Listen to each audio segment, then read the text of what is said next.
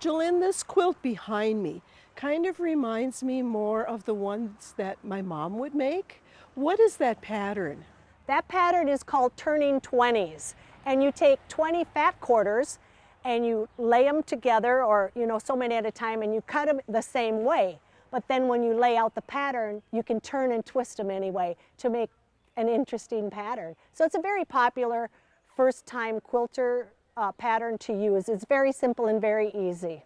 Well, kind of what is the history of quilting all about?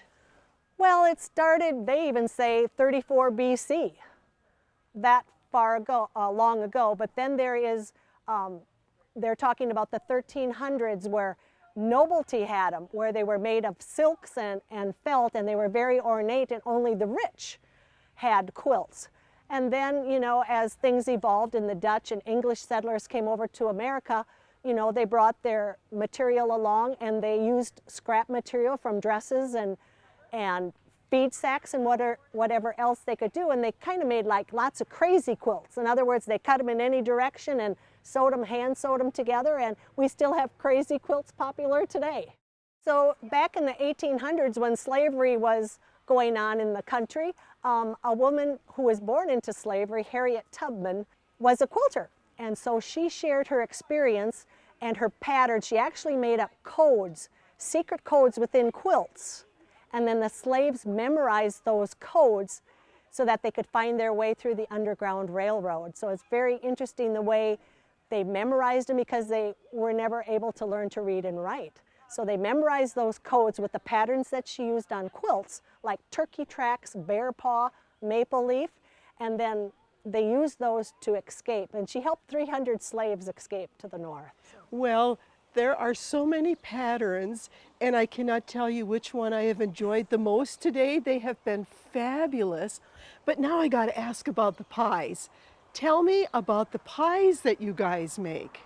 Well, about 21 years ago, St. Mary's ladies were approached, hey, let's have a fundraiser and let's make pies and sell them, because we heard it from a neighboring church that did it. And so a group of ladies started making pies. We now make 9 different varieties. We sell them year-round. Last year we made 1,019 pies to sell. So they're used at birthday parties, anniversaries, at Thanksgiving. We bake them for them, and they come and just pick them up, and it's a big hit in the Tracy area. But you actually serve pies here too at the tour. Yes, as part of our ticket, you can get your pie and ice cream and lemonade and water, so it's quite a treat. It's all kind of evolved around the church. So rhubarb custard is our favorite. And there's strawberry rhubarb, apple, caramel apple, peach, blueberry, cherry, and pecan during the wintertime. There's about 25 ladies that get together. Sometimes there's only 15 or 20 that work together, but they will do like 60 to 75, 80 pies at one time. They all have their special jobs. Some do fluting, some roll out the crust, and it's just an assembly line, and they get a lot done. And we use a lot of our own things we grow, like rhubarb.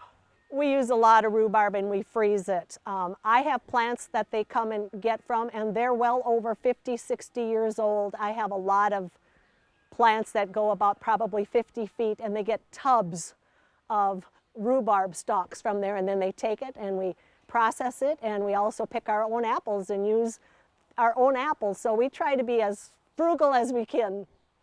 Well, do you make the pie crusts, or do you buy all those crusts? No.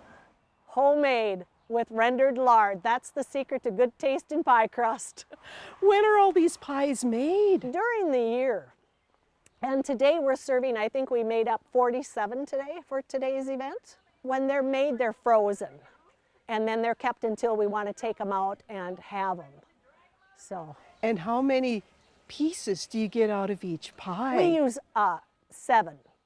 We have a little platelet that does 7, so we get the exact same size all the time. Jolynn, how many people does it take to put on a fabulous tour like this? Well, we have a committee of 5 members, and when we actually put the event on, it takes about 40 to 45 people, because we need hosts at different sites, we need people to direct traffic, people to take tickets, sell tickets, so about 40 to 50 people. How far in advance do you get started in planning? Actually, after today, we will have a wrap-up meeting and we'll discuss what went right, what do we need to improve on, and we kind of have a wrap-up session. And then we start talking about other possible sites. And then in about January, February, we really have to start deciding who would like to be on the tour and what is our area that we're going to work on. So you do rotate it around. We try to. It just all depends upon where the calling is and who is wanting to, because it is a big commitment for these people to put their gardens and homes on display. So it's a lot of work and we really appreciate what they do. I would like you to please thank all of the people that it took to make this day so enjoyable for us and for letting us come out and see it. Well, we're so happy that you came so you can share it with other people. We're just tickled pink and we're just so glad that Mother Nature helped us out with a beautiful day. Thanks again. You're welcome, anytime.